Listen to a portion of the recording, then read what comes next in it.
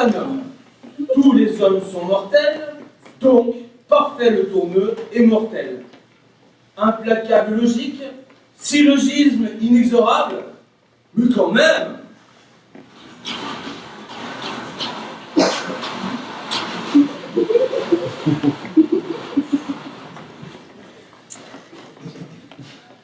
On a beau dire, on ne s'y fait pas.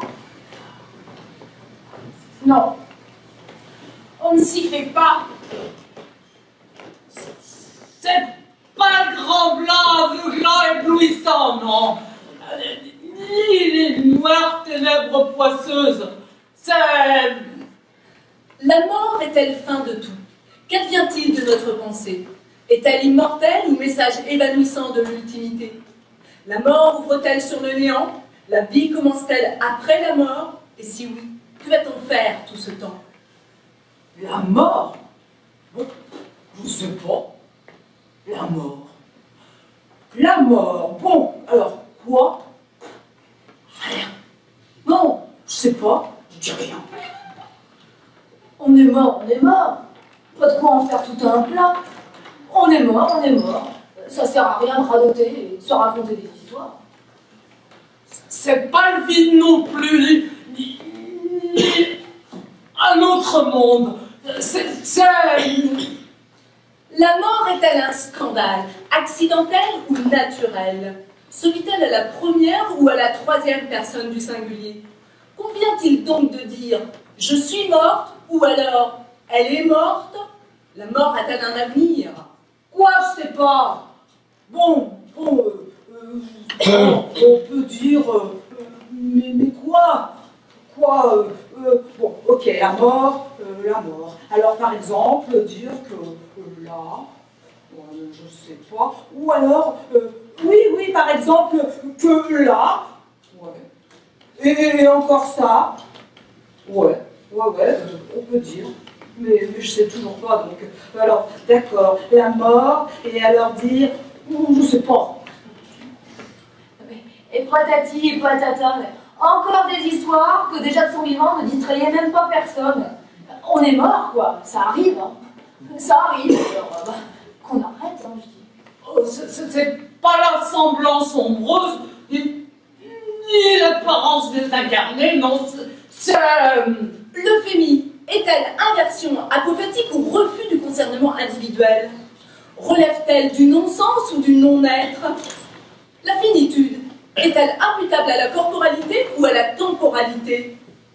Y a-t-il effet prospectif de la limite existentielle? L'avènement à l'être est-il démenti par le déclin? L'irréversible est-il irrévocable? La vie est-elle fluxion de petite mort ou la mort l'influxion de petite vie? Oh, mais la vie, je sais la vie. Ah oui, la vie, je sais. Et la vie, non, merci, non, merci. Plus jamais ça, plus jamais. La vie, j'ai vu la vie une fois. Et pas jolie la vie que j'ai vue. Et celle que j'ai eue, pas non plus. Alors la vie, plus jamais ça, non, merci. Alors là, je sais, c'est que plus. Mais qu'on arrête avec toutes ces histoires. Parce que j'en entends ici, hein. Et que si, et que ça, et que celui-ci aurait avec celle-là. Je dis qu'on arrête, mais on s'en fiche des histoires. Depuis le temps qu'on les raconte, on devrait en avoir fini quand même. On devrait les avoir racontées, toutes les histoires. C'est pas le temps, ou le non-temps, ou l'heure du temps. L'être ne meurt-il que parce qu'il vit? L'instant mortel est-il qualitatif, quantitatif, altératif ou relatif? L'essence de l'être est-elle dans la disparition apparaissante ou dans l'apparition disparaissante? Il est toujours rêvé pareil, qu'on entend partout et qui ne change pas. Vous savez déjà, moi, avant, les histoires, j'y ajoutais parfois. Et surtout, vous voyez pas ce qu'on y trouvait aux histoires, aux petites histoires qu'on déniche derrière les fagots. Non, ni même à la grande, d'ailleurs. C'est pas le délaissement, l'isolement. S'il faut en finir par où cela finit, alors pourquoi commencer? Franchement, pourquoi? Mais pourquoi commencer? La mort est-elle en deçà ou au-delà de la mort? La mort est-elle dans la mort? Pourquoi la vie questionne-t-elle la mort? Et surtout, pourquoi la mort ne fournit-elle pas de réponse à la mort? Mais la mort, je sais pas. Je sais vraiment pas. Bien sûr, je pourrais. Mais en fait, je sais pas. Je sais vraiment pas. C'est pas le corps pesant. Qu'on ne ramène pas la grande. La grande histoire aussi, ça me pompe. Alors qu'on arrête avec les histoires. Et qu'on arrête de croire que les petites vont à la grande comme la cruche à l'eau. On est mort, quoi. Ça arrive. On est mort. Oh, pourriez pas vous taire un peu? Il y en a qui dorment. Je ne suis pas morte. Je repose. Nuance. Front ridé et aride, yeux caves, nez pointu bordé d'une couleur noirâtre, tempes affaissées, creuses et ridées, oreilles rétives en haut, lèvres pendantes, pommettes enfoncées, menton ridé et racorni, peau sèche, livide et plombée, poils des narines et des cils parsemés d'une poussière d'un blanc terne, visage fortement contourné et méconnaissable. Hippocrate a raison, je suis bien mort. 1 heure, ça a pris, hein. 1 heure, pas plus. D'abord, un petit rinçage avec injection de tanatyl. Bon, formol, odeur, mais on s'y fait. Et puis, mélangé à de l'éosine, ça donne comme de la vigueur, de la tonicité même. Et puis ça fait ressortir les yeux. On se sent mieux, hein, nettement mieux après. Et puis hop, après, ils m'ont complètement vidé, purgé de fond en comble. Et zip, un petit coup d'aspirateur, et zop, un petit coup de ramonage, et ben plus rien du tout. Plus de gaz, plus rien. Vous voyez ce que je veux dire? Et puis après, encore un peu de formol. Un gros litre. Ça conserve. Ça conserve. Ça évite la peau trop blanche. Cet aspect, comment dire, Cadavérique. qui, enfin je veux dire, ce serait quand même choquant pour les gens qui viennent nous voir. Et puis ce n'est pas si cher qu'on veut bien croire. C'est pas donné. Enfin, on peut se permettre ça une fois dans sa vie, non? Pas de quoi se gêner. En plus, pour finir, un petit coup de maquillage. Parce que les plaques tout sombres, j'en avais vite un peu partout, si vous voyez ce que je veux dire. Le formol, ça brunit la peau. Un peu, ça va, quand même. Mais faut point trop quand même. Alors un peu de poudre, ça évite que la peau soit... comment dire? Parcheminée. Vous voyez ce que je veux dire? Comme craquante, presque transparente. Alors, un petit peu de poudre, y a pas de quoi se gêner, hein, on peut bien se le permettre.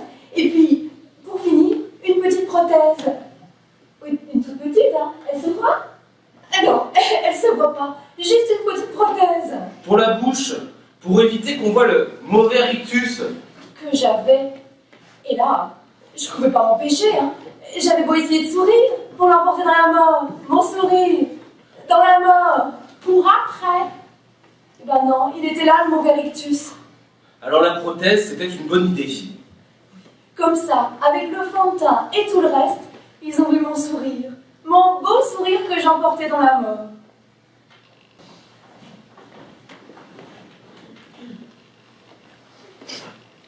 Moi, je peux pas dire.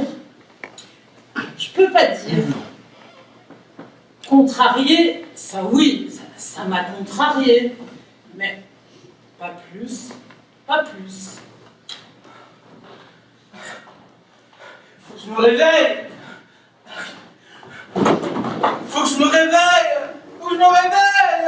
Oh, il croit qu'il dort, vous avez entendu? Faut que je me réveille. Ah, ça va, on a compris. Pardon? Tu te répètes, mon gars, tu te répètes. Mais vous êtes où là? Vous êtes combien? Un certain nombre, si tu veux savoir. Et même un nombre certain. Et plus nombreux que les autres parents. Marcel, toujours donne mon pot. Et les gars, vous voulez que je vous raconte celle du type qui débarque avec son corps? Mais non, la connaît.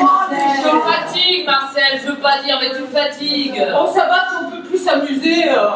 Mais dites, Oh, et c'est reparti. Toujours pareil avec les nouveaux. Le même d'un doigt d'y reprendre. Faudrait les prévenir là-haut, après ils vont dire que c'est nous qu'on radonne.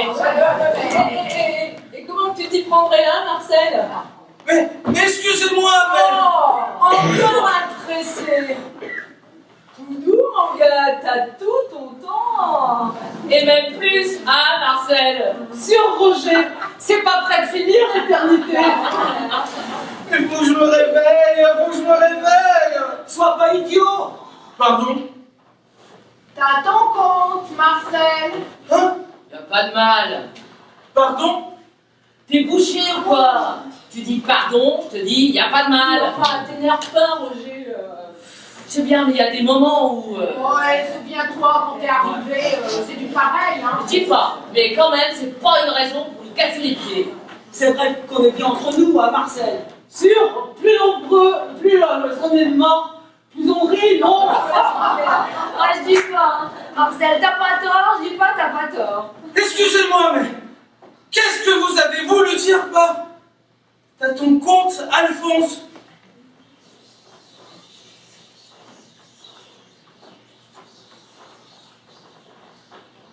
T'es mort, Alphonse. C'est la vie. Tu saisis, là? Encore un dur de la comprenette. Faudrait nous envoyer des plus éveillés. On choisit pas toujours. Ah, Roger. Ah, t'as raison, Marcel, t'as raison. Mais vous plaisantez, messieurs, dames. Je me suis endormi devant la cheminée après le dîner. Je fais juste un petit somme, un mauvais rêve. Je vais me réveiller. Tu rêves pas, Alphonse. Une attaque au coin du feu, à ton âge, c'est des choses qui arrivent. Mais c'est pas possible. Mais si, faut-il faire, mon Alphonse. Oh, il y en a marre. Calme, Roger, calme. Je sais bien, mais quand même, il y a des moments où... C'est vrai, hein. Pas que ça à faire que de les entendre pleurnicher. Bon, on reviendra plus tard. Mais... Oh, t'as vu? Il recommence. Allez, à ton tour. C'est ça, Roger. T'arrêtes pas au bistrot de la mère Pascal. T'as pas fini de payer ta doche. Sacré Marcel, encore nous pour rire. Mais attendez. Eh, messieurs, dames. Oh, mais faut que je me réveille, faut que je me réveille. Mais... Ah, ma jambe. Eh, mais dites quelque chose. Ne me laissez pas seul. Oh. Oh. Répondez. Fais pas la tête, Alphonse. On ne meurt qu'une fois. J'ai semé de bonnes pensées. Bah, j'ai quand même trépassé. Comme quoi?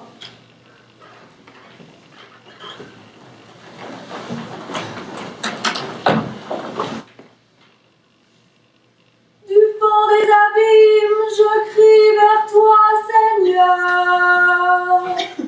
Je sous-signais Bernadette Bigot, fille de Martine Bigot, certifie sur l'honneur que le seul phallus touché de ma vie entière fut celui du cousin Georges, l'été 43, dans la grange au foin. Prêtez l'oreille à mes paroles, Dieu Tout-Puissant. Confirme la découverte de mon homosexualité au pensionnat Marie-Madeleine de la ville, avec sœur Thérèse et ma camarade Yvette. Pourquoi cacher ainsi votre visage alors que mon corps s'effrite comme un bois vermoulu? Soutiens qu'à l'âge de 21 ans, je n'ai plus posé le pied dans une église, même lors de mon voyage à Venise avec Raymonde, en août 61. Mon âme aspire à vous, mon cœur aspire à vous. Chaque jour je répète, où donc est ton Dieu? Garantie avoir connu des amours épanouis, notamment à La Baule, avec Agathe Berthoud, en 64-67, et assume mon militantisme athée à la cause des femmes, puis au MLF. J'attends que mes os humiliés tressaillent d'allégresse, en vous mon très clément, en vous sans retour de la chair des bienheureux.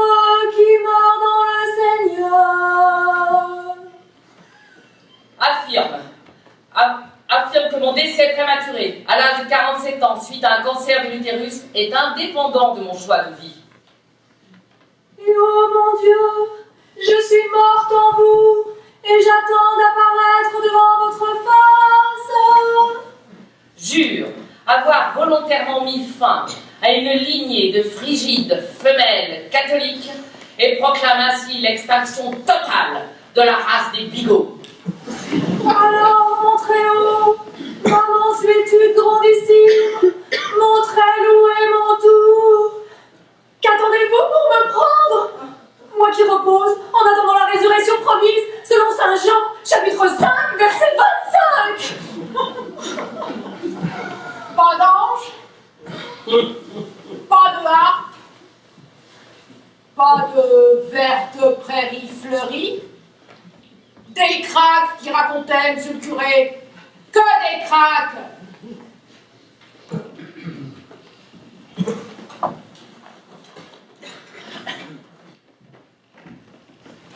Ici repose une mère adorée et son excellent gendre, premier violon de l'orchestre régional.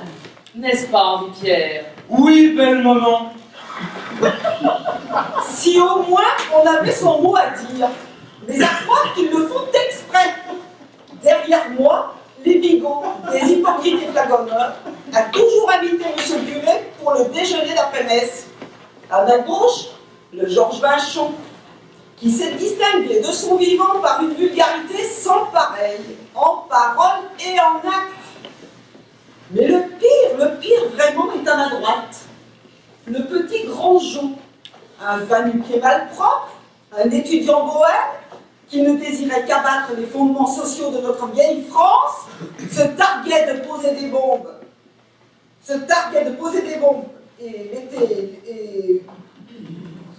Et supprimer notre système démocratique et libéral.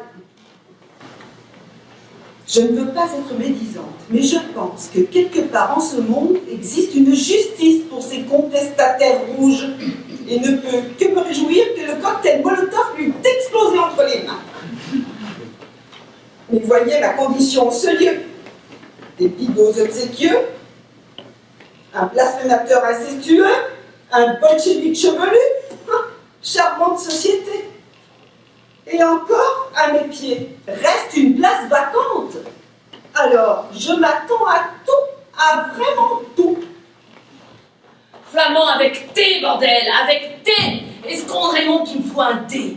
Flamand avec T, putain, comme s'il ne le savait pas. Avec T.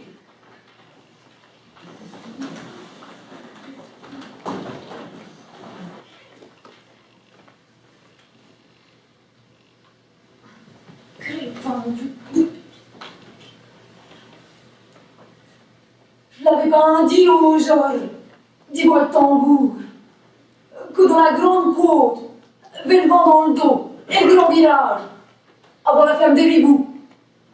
Et ben, le tambour hier, il freinait plus sec. À la soupe, je l'avais redit. Pense-y, le frein hier, c'était pas rien sur ce vélo Solex.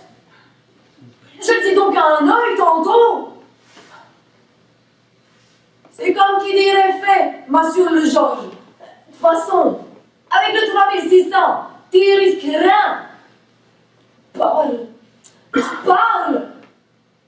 C'est-tu pas qu'un poil qu'il a dans la main, le fils?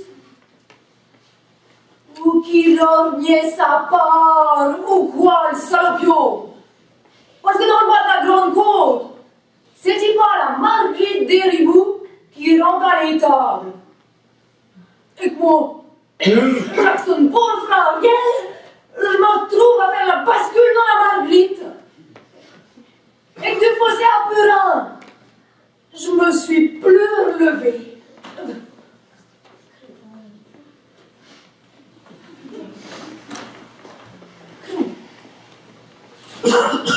Bon, pas très simple, pas tout compris.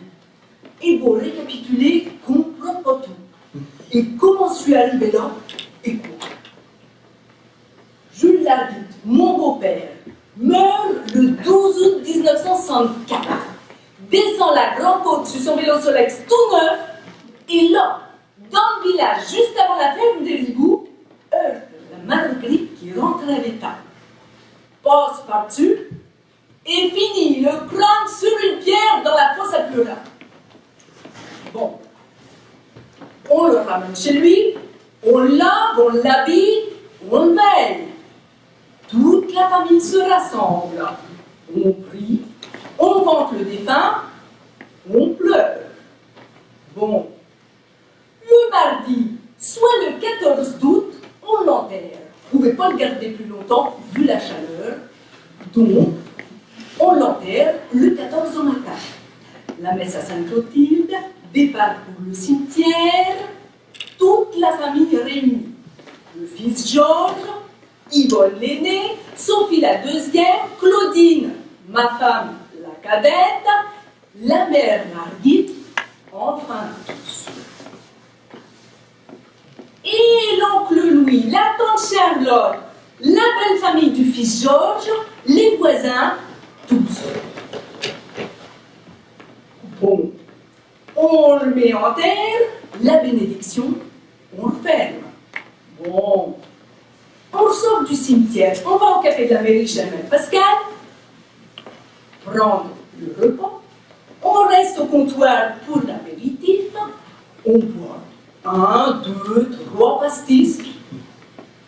Bon. Et là, Sophie qui lance que le vélo Solex se prend un accident. On écoute et on se dit que le pastis et les femmes et l'émotion.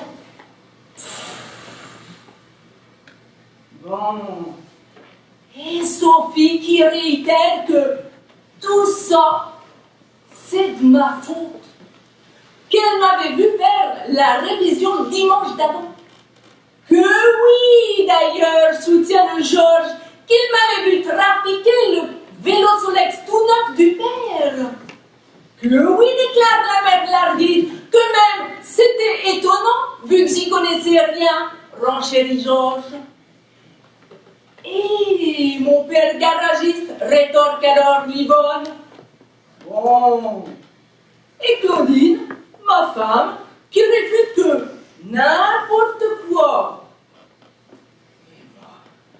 Et Yvonne s'exclame que toujours j'étais pas franc, que oui, hurle la tante Charlotte.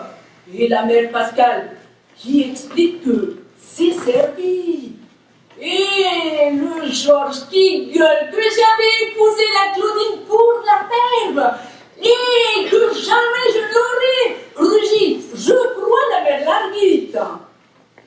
Et la mère Pascal calme, qui apporte nous, qui voudrait mieux passer à côté.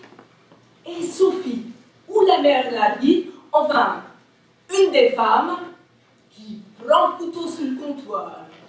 Et l'oncle Louis qui braille à l'assassin. Et Claudine, ça j'en suis sûre, Claudine qui crie « Non !»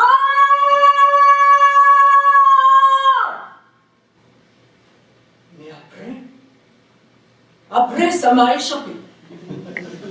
Tout ce que je sais, c'est que je me suis trouvée ici, le 17 août à 16h, avec 7 coups de couteau dans le bras.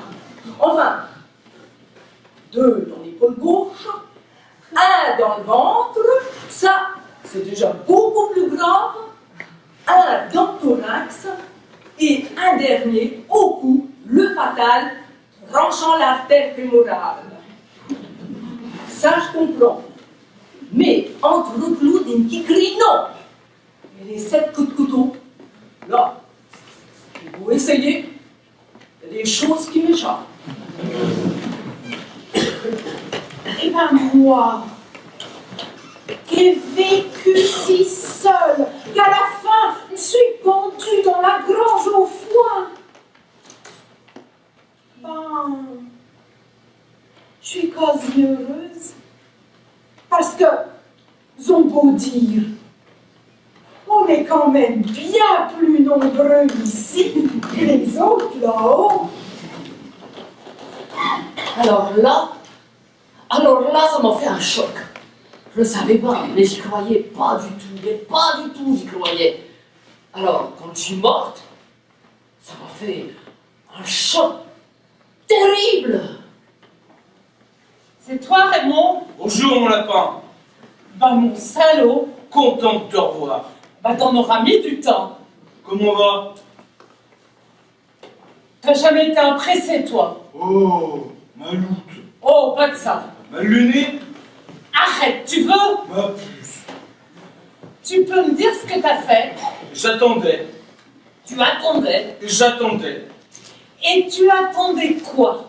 Que vienne mon dehors, ma perdrix. Pourquoi si longtemps? Pas ma faute. Où t'as traîné, tu peux me dire? Oh, mais tu me connais, mon chat. Justement, Mais je... qu'est-ce que tu vas encore trouver? Ma poule. Arrête, tu veux? Mais quoi?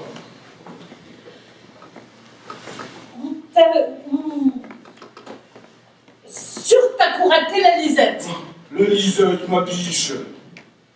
La Lisette, oui. Mais elle est partie l'hiver 77.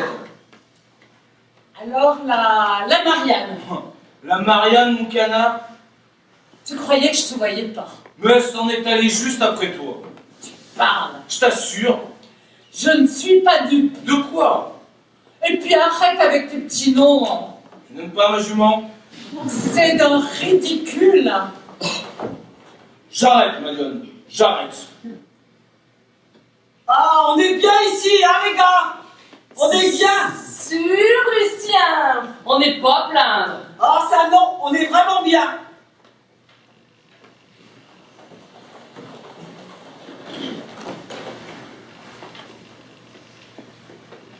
Ma biquette, Mon biquet. ça va? Et toi? Ça va, ça va. Pas trop froid? Jamais avec toi, ma biquette. Oh, elle était fraîche pourtant. Toujours en la saison. Et en été, on s'y baignait. C'était avant. Avant, oui. Avant que tu ne partes à la première. On s'y baignait avec le Georges, le Gaston, la Julie, la Rosalie, la Fernande. Tu as toujours eu un penchant pour la Fernande. Bon, ma biquette, tu sais bien que... Mais tu sais bien que je te taquine. Ma biquette, On est bien ici. on est bien. Mieux que... 1000 fois mieux, ma biquette. C'est vrai qu'elle était fraîche. Tu as bien fait de garder ton châle. Je ne serais jamais partie sans mon châle. On c'est loin, ma biquette. C'est loin, mon biquet. On a bien fait. Oui, mon biquet. On a eu notre compte. N'est-ce pas, ma biquette? Oui, mon biquet. On ne pouvait pas demander à Gilbert tout le temps. Bon, il le faisait volontiers. On ne pouvait quand même pas. On a été gâtés par notre fils. Oh, il nous a gâtés, notre Gilbert. On aurait dû lui laisser un mot. J'aurais compris, ma biquette. Oh, Ne t'inquiète pas, mon biquet. ma biquette.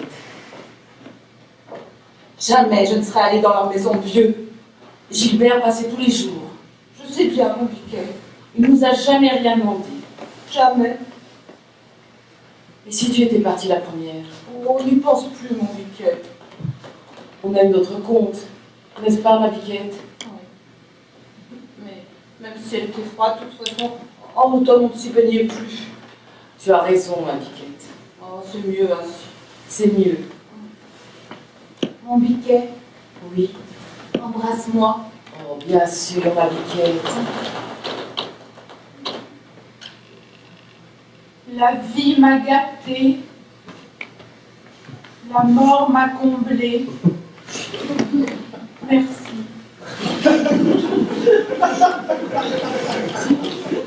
Moi, ce qui me manque, c'est le sexe.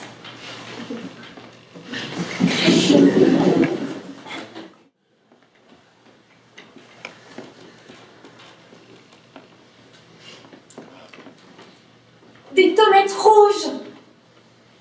À moi qui ai toujours eu horreur du rouge. Non mais quel goût. Des tomates rouges sur tout le sol. Gris bleuté, j'avais rien contre. Celui des Levrault, il est bien. Gris bleuté avec une touche de vert. Chaque fois qu'on venait, je disais, tu vois le caveau des Levrault, on a beau dire, ça se conserve. Et puis, comme une chaleur sur tout le sol. Mais sobre, hein, décente la chaleur. Pas une fausse comme ces tomates rouges. Comme celle de la cuisine, que j'avais en horreur. Mais j'avais beau le dire à l'Antonin, quand est-ce que tu me changes ces tomates rouges? Eh ben non, rien, jamais rien. Bah si, une fois. Elles sont là, elles resteront là, qui m'a dit. Et plus de 30 ans j'ai passé dans cette cuisine toute rouge avec les tomates qui me sortaient par les yeux. Et l'Antonin, qui trouve rien de mieux à faire que de me faire construire un caveau et que d'aller tout le sol avec le reste des tomates rouges entreposées dans la grange. Non mais, alors là, moi je dis stop. Hein. Le rouge, moi, ça suffit. Je peux plus. Je peux plus. Comme une fleur coupée au souffle de l'orage. La vie m'a cueillie au printemps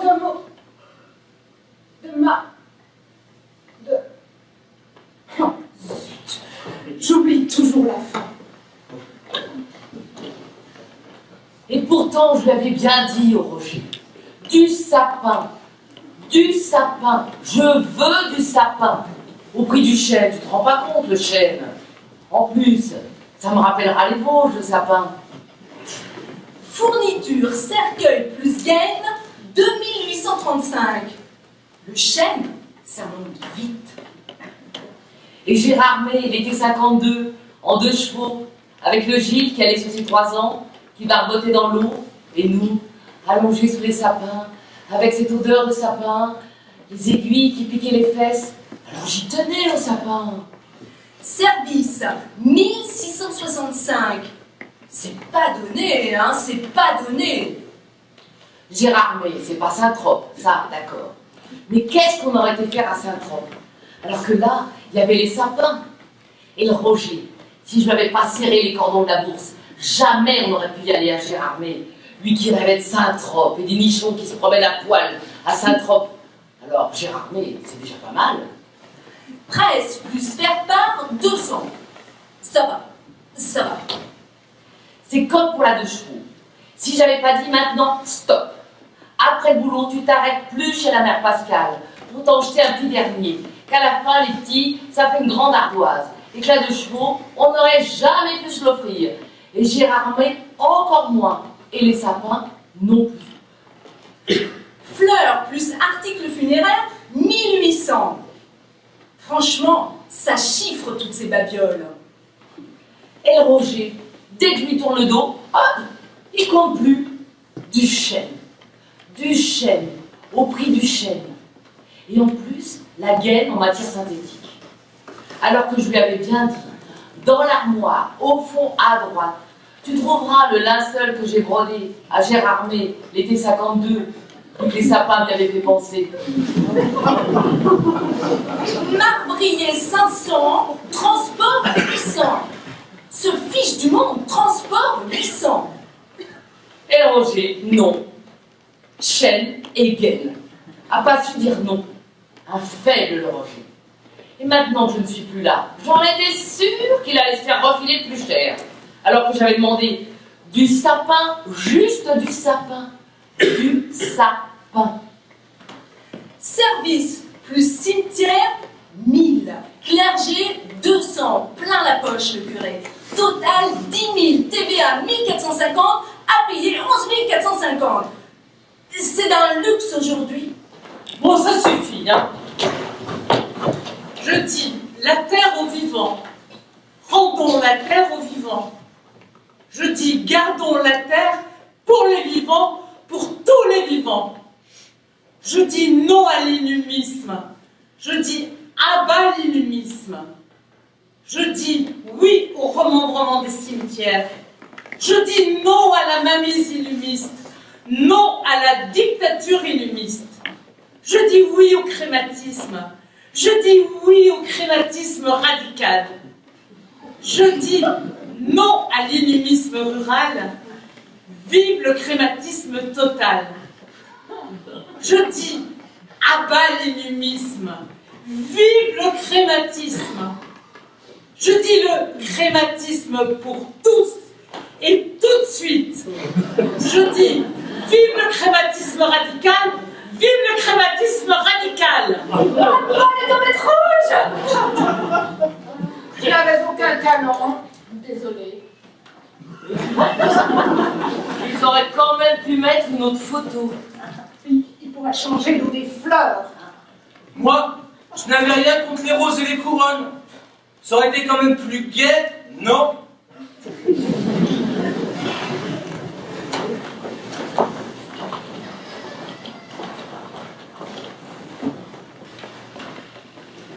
Si je Gisèle Delput, qui fit le bonheur de son époux et de ses 3 amants. Je suis une personne ordonnée. On appréciait mon sens de l'ordre à la mairie, au château et chez le docteur. Et de la propreté, cela va de soi. J'ai été une personne ordonnée, on ne pourra rien me reprocher. Et propre, naturellement. Le matin, j'ai repassé ma jupe plissée verte et à lui donner mon chemisier. Le chemisier à fleurs du dimanche. J'ai ciré mes chaussures noires, puis les ai frottées avec le chiffon de laine pour les faire briller. J'ai également changé ma culotte, bien que ce fût mardi. Je suis une personne propre. Mais j'ai gardé la culotte sur moi. J'ai simplement plié mon chemisier, bien comme il faut, et je l'ai déposé à côté de ma jupe et de mes chaussures noires sur le gravier. Je suis une personne ordonnée. Donc, les chaussures, à droite la jupe, et encore à droite le chemisier. Pauvre Serge. Obligé de se taper la huguette qui venait les vendredis faire le ménage. Me toucher, moi, la femme du docteur? Pauvre Serge.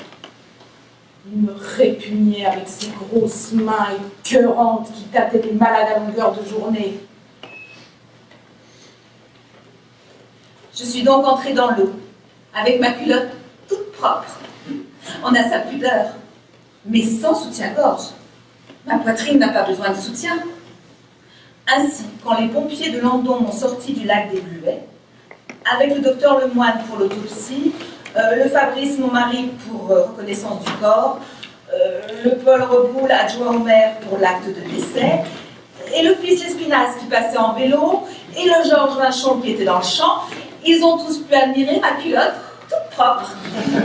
Il me dégoûtait avec sa queue qu'il remuait dans la huguette, qui se faisait fourrager le con le mardi chez le maire et le mercredi par le fils Lespinasse. Ils ont vu, une dernière fois vu, ma poitrine blanche, mes seins blancs et fermes, quoique lourds, trop lourds pour eux. Oui, ils ont vu cette poitrine, le Serge Lemoine qui me pénétrait le vendredi matin sur la table d'auscultation pendant que sa femme était en ville. Le Paul Reboul dont je suçais le sexe tordu et noueux dans son bureau le mardi et dont j'avalais le sperme lourd. Oui, ils ont vu ses seins blancs.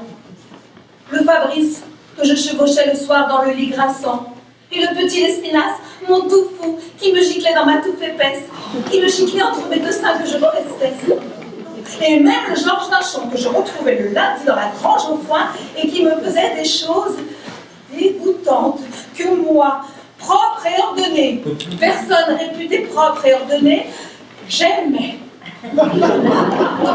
Pauvre Serge qui passait en fin de semaine après tous les autres. Et le mari de la huguette, un bouseux malpropre. Et le Georges Vinchon qui s'enfilait même sa fille et Dieu sait quoi encore. Oui, je les aimais, ces sexes durs, ces sexes qui me pénétraient partout, qui entraient dans mon sexe humide et ruisselant, dans mes fesses offertes, dans ma bouche. Oui, je les aimais, tous ces sexes.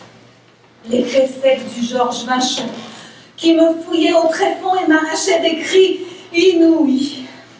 Oh, et le sexe malhabile du petit Lespinasse, qui restait toujours dressé. Et le sexe vénulé du Paul Reboul, avec un losange de peau plus claire. Il lâchait son jet âcre et chaud dans ma bouche, et que j'avalais au tout fond de moi, et qui me réchauffait tout partout. Oh, et le sexe de mon mari Fabrice, qui se ratatinait dès qu'il sortait de moi. Oh, je l'aimais, ce sexe tout rabougri. Serge qui voulait toujours venir, ah non! Avec sa queue crasseuse qui avait traîné dans la huguette, ça non, jamais! Plutôt avaler tous les tubes de Cunipril, Buspar, Marsalide, Ludiomil dans la moire de sa pharmacie, plutôt ça que sa queue dégoûtante en moi. Oui, je les aimais. Moi, personne propre et ordonnée. Tous ces sexes et toutes ces choses qui me faisaient les hommes. Le Georges Vinchon, le fils Lespinasse, le Fabrice, le Serge Lemoine, le Paul Reboul. Tous ces hommes rassemblés une dernière fois autour de mon corps.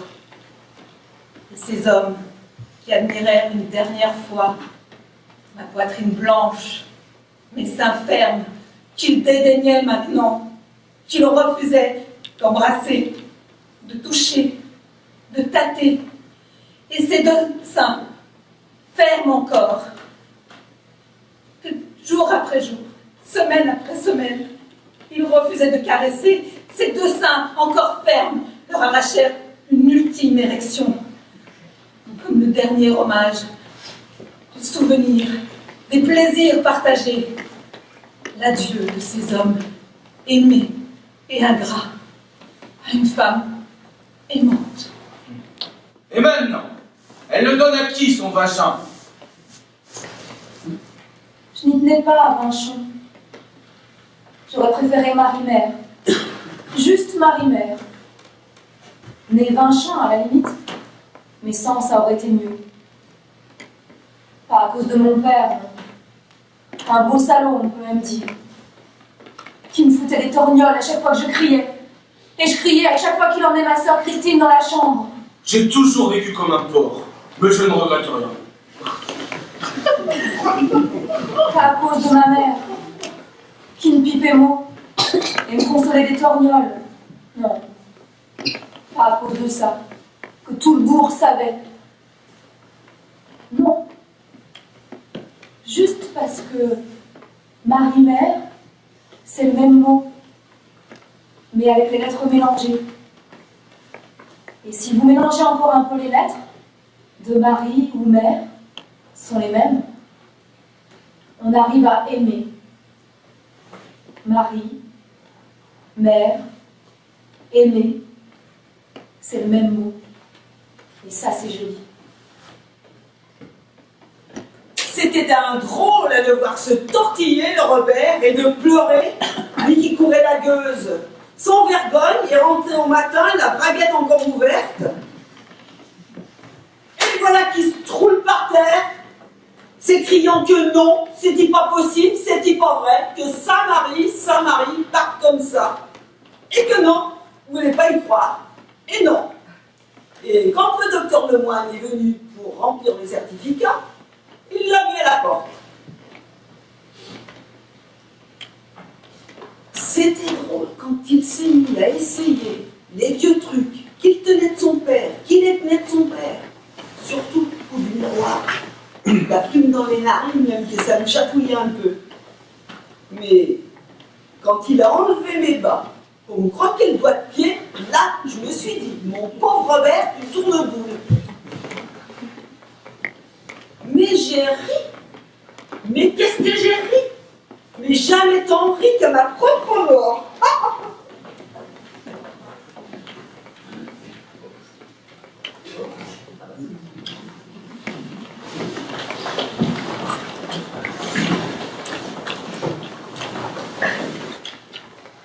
Pas le crouille, très bien, capitaine. Les femmes et les enfants, mais pas le crouille. On entre dans la casse-bas. Schlac! Plus de femmes et d'enfants.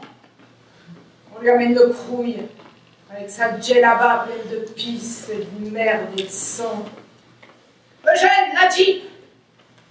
Et Eugène va chercher la Jeep planquée à 2 kilomètres du bled, dans ces putains de montagnes et ce putain de soleil. Et Eugène ramène la Jeep. Elle crouille, à poil sur sa chaise, la mâchoire pendante et l'oreille droite en moins. Le matériel dans la Jeep. Et Eugène va chercher le matériel dans la Jeep. Arrivé au 152e RI, c'était tombé sur moi, évidemment, quand j'ai dit mes compétences. Eugène, électricien. Avec moi, me dit Pitaine, section spéciale. Avancement, dépaysement, amusement, action, distraction, promotion. Là où il y a de la gêne, il y a le gêne. Il rigolait au foyer en se tapant sur les cuisses. Eugène! C'était mon tour au BMC. Mets-leur-y le jus! Eugène, il songeait à son bourg, au samedi au café de la mairie, à ses 2 loupiaux, l'Odile qui allait sur ses 5 ans, et le ptio qu'il n'avait même pas vu. Et Eugène songeait aux eaux vertes de la Raguse, aux parties de pêche avec papa dans le buet,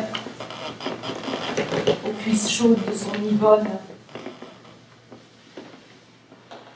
À tout ça, il songeait Eugène la Gégène, en ramenant le matériel dans la Casbah, avec le capitaine qui criait « Aux couilles de crouille !» Ce marrant, Eugène la Gégène, aux couilles du crouille! Ce marrant! Eugène qui prend son FM, qui tire dans la Casbah! Eugène qui tire sur le crouille, qui tire sur le Pitaine! Eugène qui tire sur le Marcel du Nord, sur le Maurice Léautier! Qui tire sur l'ADN, sur le Julien de Pigalle, sur Henri dit le Bourriton, qui tire sur Pierrot de Bordeaux, sur Michel, la pédale. Eugène, qui tire sur Eugène.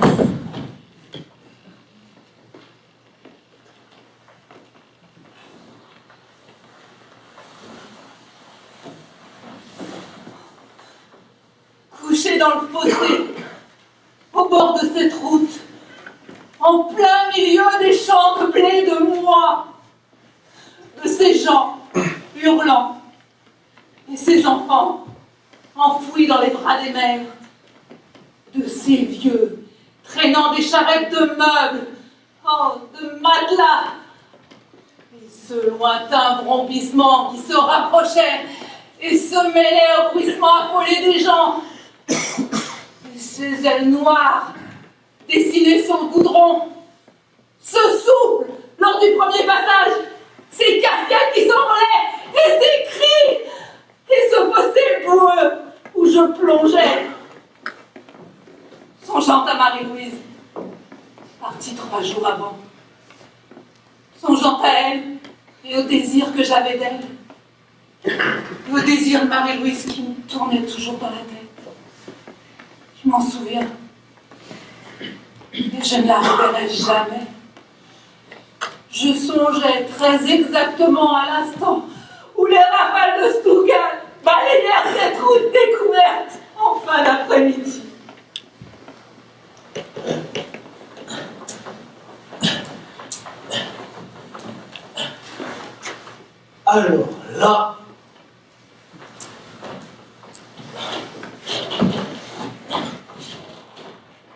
Alors là, moi qui me disais toujours, tu verras bien quand il sera, ni m'avoir, que dalle.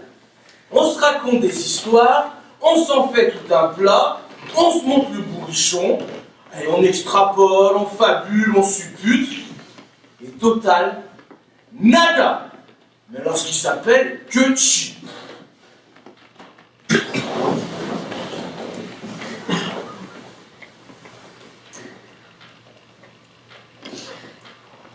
Maman, maman, maman, allez maman, fais pas semblant.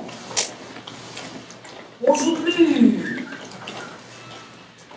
Maman, je te parle. Je pourrais répondre. T'arrêtes tes conneries, maman, ça suffit. Oh, t'entends la vieille? Ton fils te cause. T'es bouché, merde, ou quoi? Allez, maman, un petit effort. On en a pour un moment ici.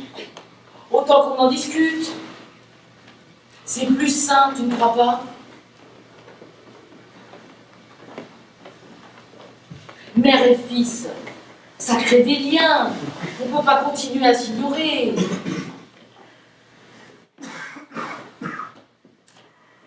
Ça sort une bonne fois, t'es pas d'accord? Non. Oh, non. Dites-moi.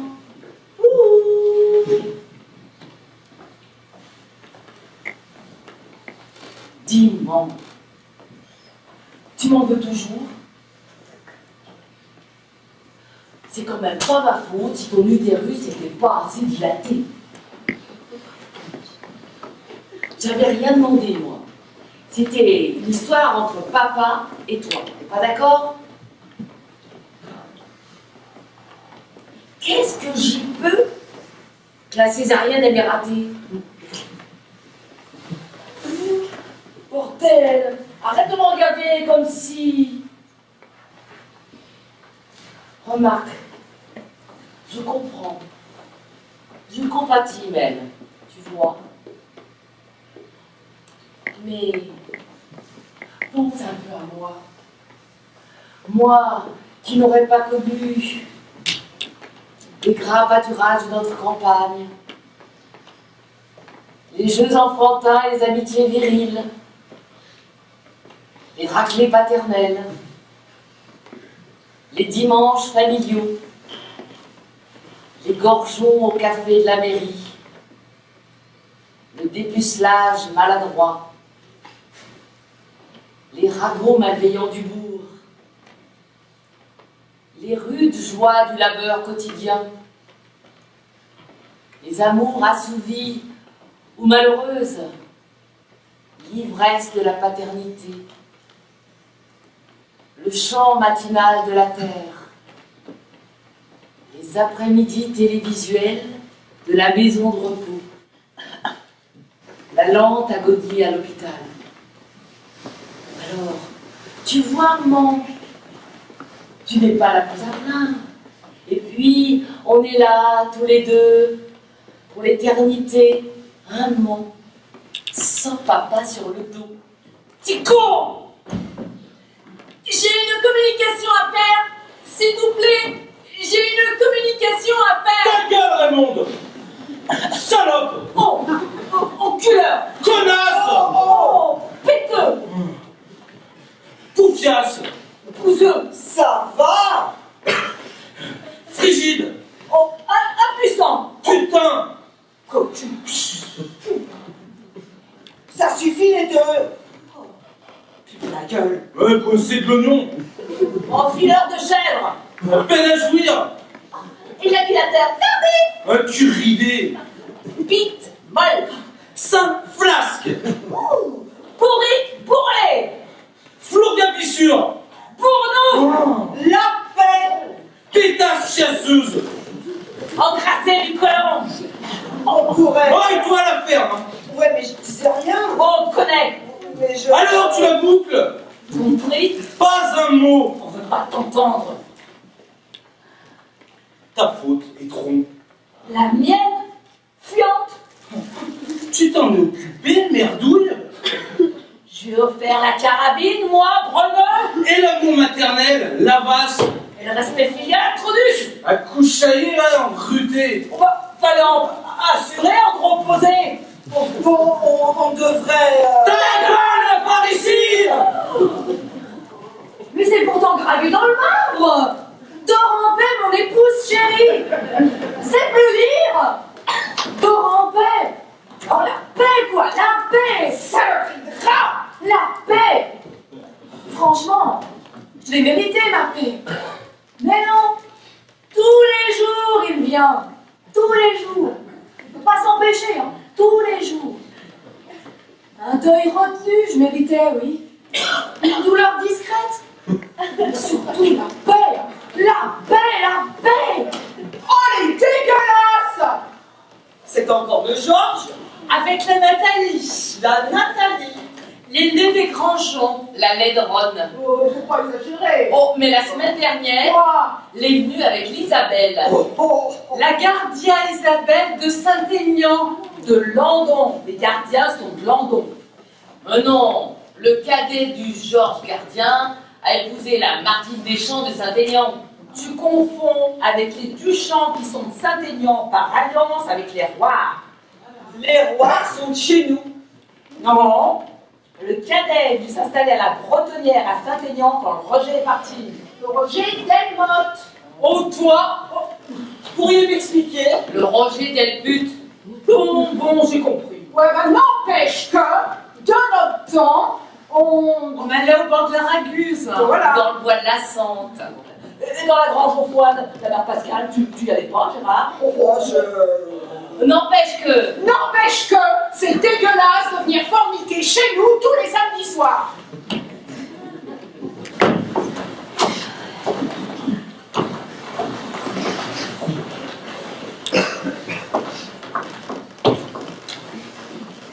Alors, le jour de carnaval, voilà qu'on part tous ensemble, comme on fait pour faire la fête, quoi.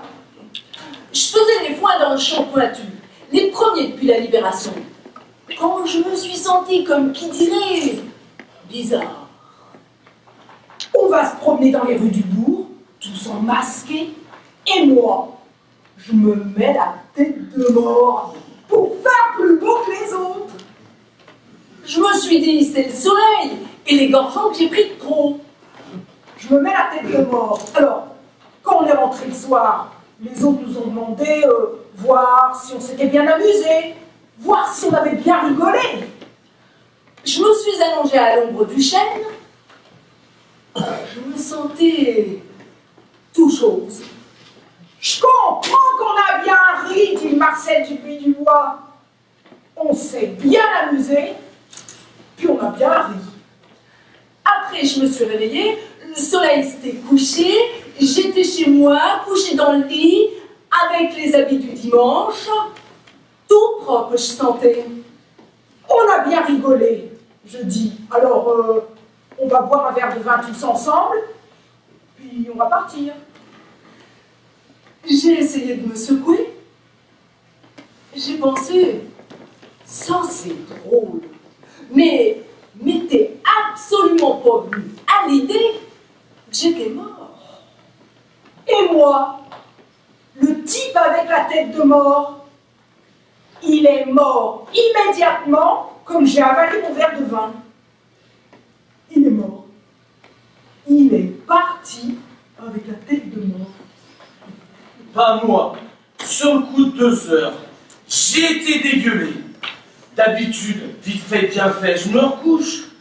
Mais là, sur le coup de 2 heures, je dégueule. Jaune. Bien jaune, les pastis au café de la mère Pascal avec le Robert et le Marcel. Puis je me dis, tiens, si je déposais mon étron, enfin je savais pas trop si c'est parce que je venais dégueuler que le bide me taraudait, ou si j'avais vraiment envie. Car faut dire, moi je suis plutôt du matin, en me levant juste avant le café. Comme ça c'est fait, je peux commencer la journée à vide. Mais là je sais pas, comme une envie. Je m'assieds. Ça vient, et hop! Un bel étron, bien dur. Et hop! Un deuxième. Bon, ça, c'est pas dans mes habitudes. Mais bon, je me dis pourquoi pas. Et un troisième. Pas aussi ferme que les 2 premiers, mais convenable quand même. Mais après, j'ai pas pu m'arrêter. C'est venu tout seul, une chiasse filandreuse. Mais je me suis dit, ça va bien s'arrêter. Et non, et ça sortait, ça sortait. Et bah c'est comme ça que je suis mort, sur le pot.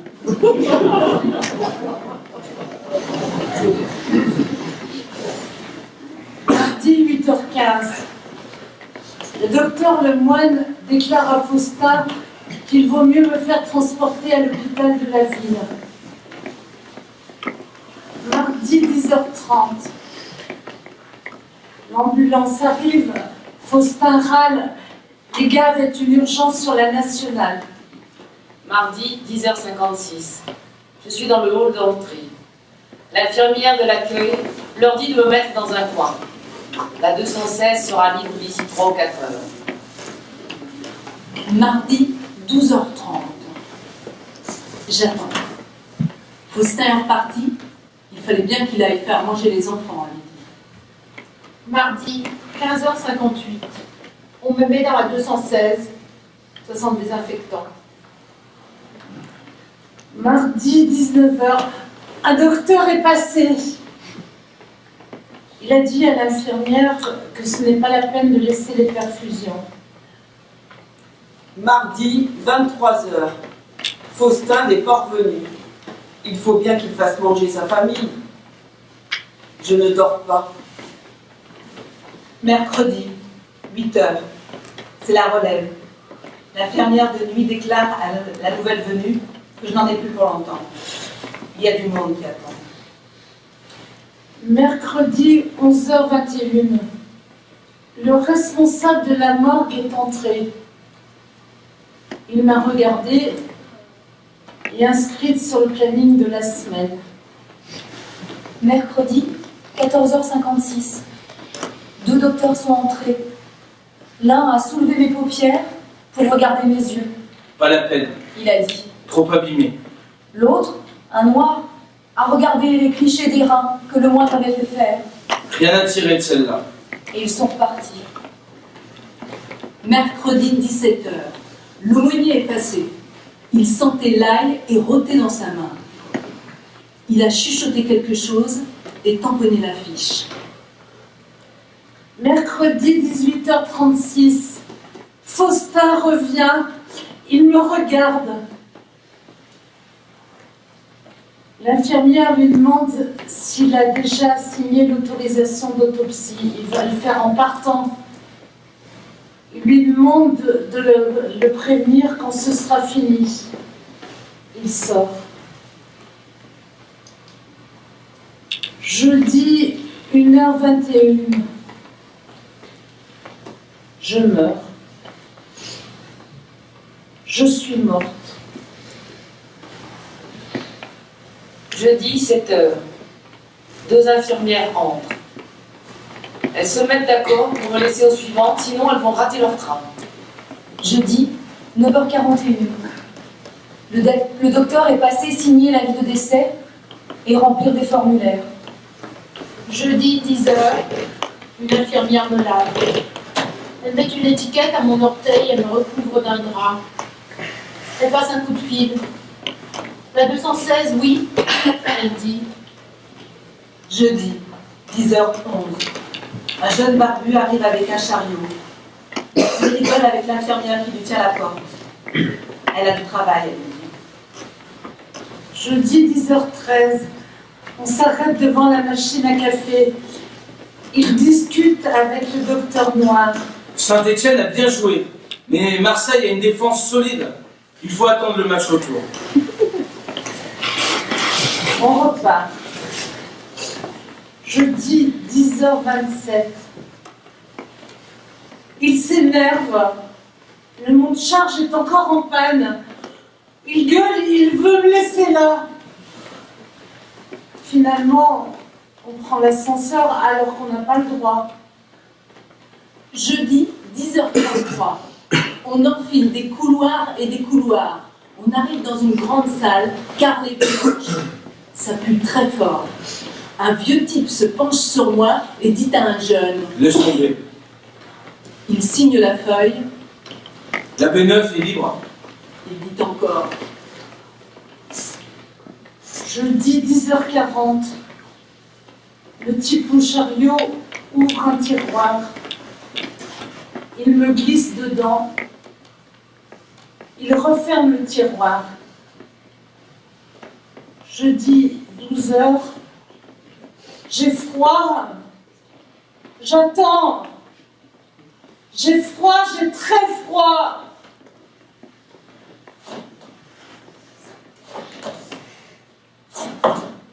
Ça t'éclate à toujours venir dans mes pattes, à me lécher de tout partout. Ça t'éclipse à pisser dans la maison et même à...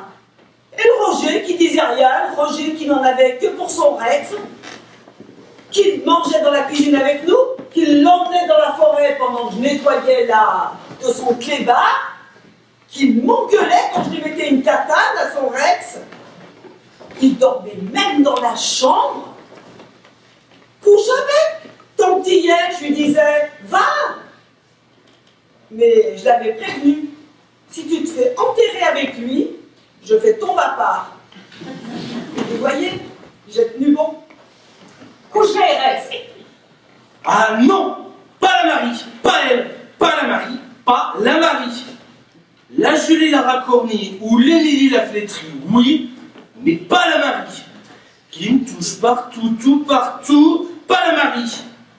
Qui a jamais voulu que je la touche, même quand je la couratais derrière le bois des Bluets, et même quand son Gaston l'avait pas encore demandé.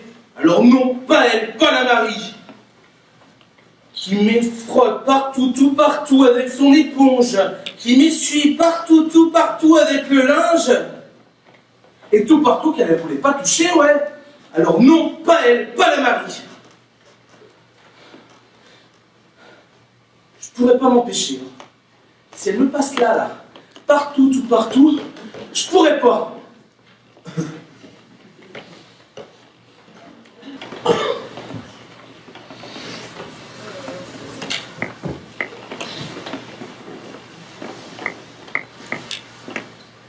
Bonjour.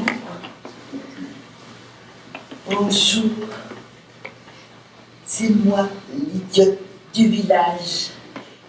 Il y en a toujours une assise sur un banc, place de la mairie, ou debout devant l'église, la bave aux lèvres. C'est moi le regard débile. Oh, pas trop, mais quand même. Au bout d'une minute à me demander le chemin de Landon, et la voiture repartait, et il disait « C'est fou, tous ces idiots de village.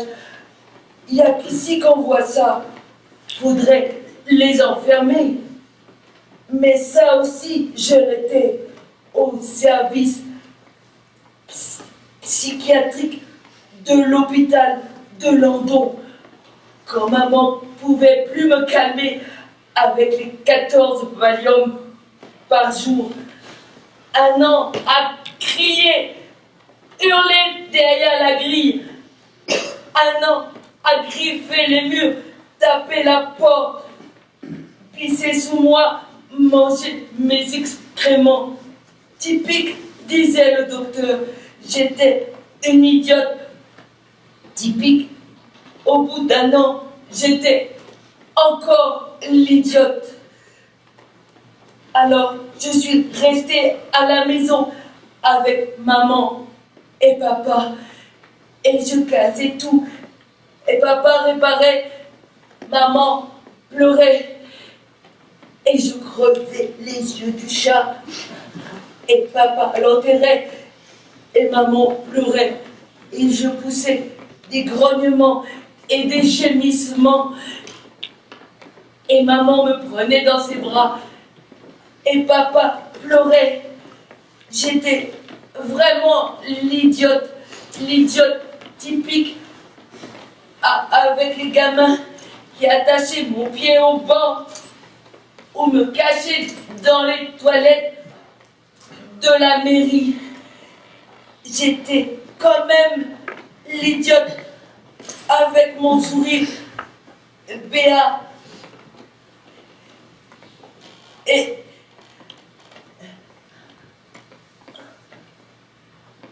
alors, je suis restée à la maison. Je rentrais pour casser ce que papa avait rafistolé et me blottir dans le giron de maman. Il faut les comprendre, et je les comprends, mais je ne pouvais rien dire, rien de rien ne sortait. Typique pour une idiote, typique, sauf quand maman m'a fait boire du terralène mélangé à de la grenadine, et qu'enfin j'ai arrêté de respirer. Alors là, c'est venu d'un coup, d'un seul, je me suis mise à parler, que je m'arrête plus, mais bon, vont dire, typique pour une idiote de village, typique.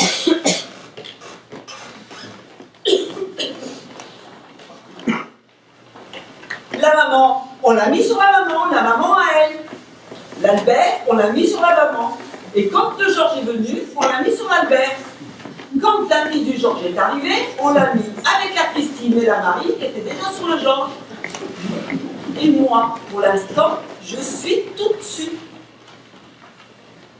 À l'autre monde, soi-disant qu'on n'est pas mort.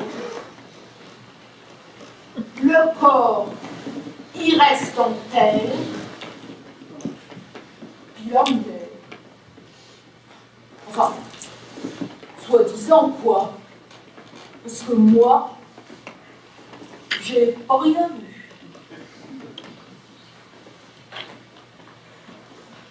Né le 6 avril 1895. Mère meurt le 8.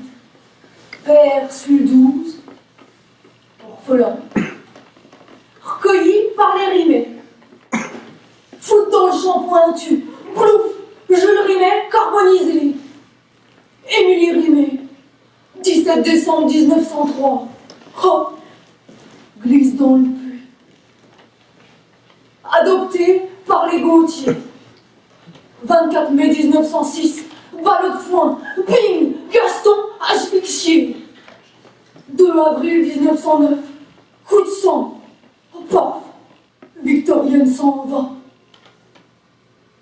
Embauché chez les Boulards. 5 février 1912, Boulard père, gelé dans le fossé, au retour du café de la mairie. Boulard l'aîné, 19 novembre, coup de fourche dans l'intestin. Boulard puiné, en prison. Boulard Julie, 21 juin 1913, égorgé au lac de Bluet. Boulard mère, 25 juin, pendu dans Grange au foin. Moi, acquitté, relâché. 2 août 1914, au front. 17 novembre 1918, retour. 15 septembre 1920, fiancé à la Mireille Rochet. 25 septembre, pleurésie. 1er octobre, Mireille enterrée. 20 juin 1921, marié à la Marie de la ferme du Bas. 5 octobre 1921, marié à la Marie de la ferme du Bas. 6 octobre, mari écrasé par la loco en garde de l'Anjou.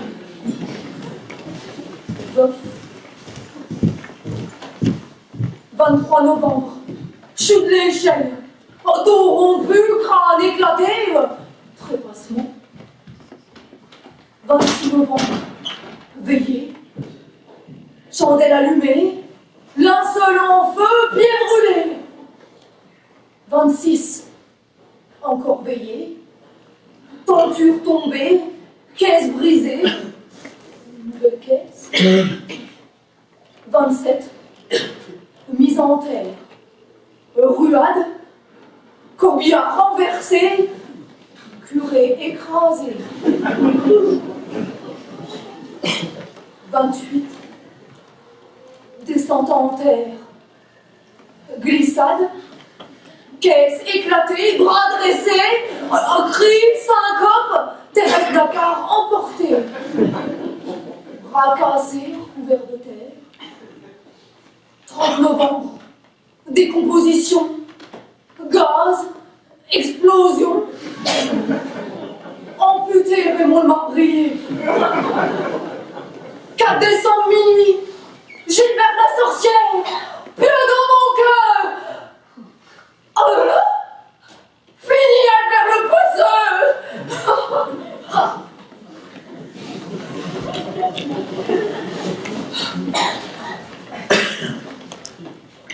J'en avais encore dans la tête. Pas tout dit, tout écrit. Il me restait plein de lettres découpées dans le journal. Plein de différents. Des jolies, des petites et des grandes. Tout plein de tiroirs du buffet qui me restaient pour écrire tout ce que je savais encore. Que c'était Georges qui avait trafiqué le frein à tambour du père Jules, qui a dégringolé la grande côte et qui a heurté la Marguerite du Gaston qui rentrait à l'étable.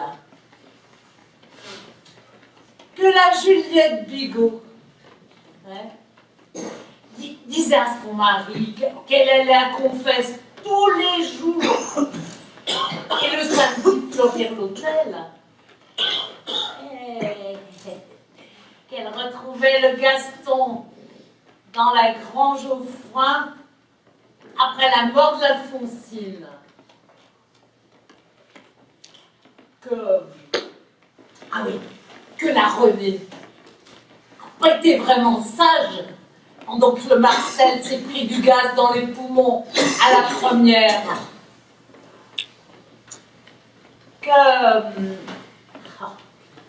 Le soi-disant anonyme, dans le coin, à droite de l'entrée, derrière le massif d'Hortensia, eh ben, il était peut-être pas si anonyme que ça si on allait le demander à la Sophie Larguit. Il a creusé le mur de la chambre, celui du fond, pour voir les louis qu'elle y a cachés, la grippe-sous de Mathilde, qui a fait enterrer son fils aux frais de la commune quand même.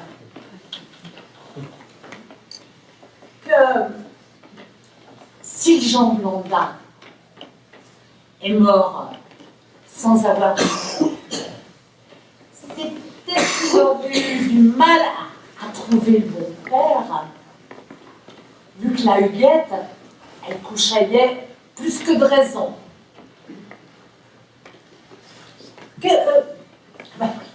Le docteur Lemoine, il était peut-être pas pour rien dans cet heureux accident. Ouais. Vu que la Huguette, il lui devait bien ça. Vu que la Huguette, le vendredi, elle venait pas pour le ménage.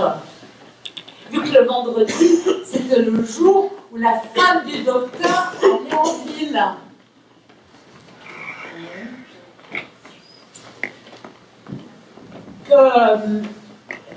Le Boche, là, qui est enterré chez les nôtres, il aurait très bien pu se trouver chez les Richet, vu qu'à la Géraldine, il n'était pas inconnu.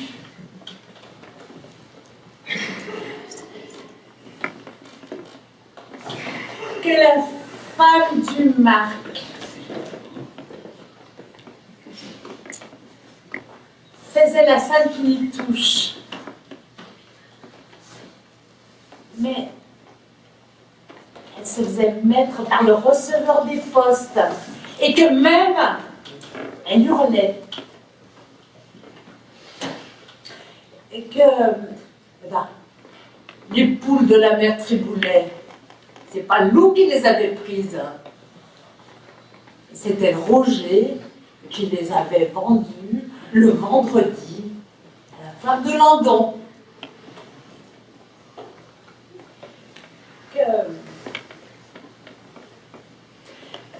Que les deux gosses du Youpin à Feultruc, enfin soi-disant le pommier, sont jamais arrivés à Villard-de-Lans, soi-disant à la colo, parce que le Paul Reboul avait passé un coup de téléphone à la Gestapo.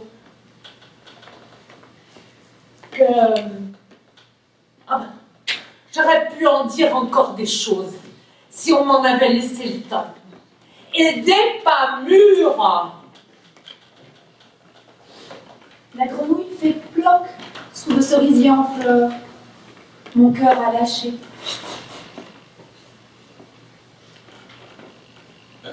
Il est où, Mohamed? Nord-Sud, Imyomi. Nord-Sud, ces abrutis. Jamais j'aurais dû travailler à la réfection du portail de leur église. Jamais j'aurais dû tomber de cet échafaudage.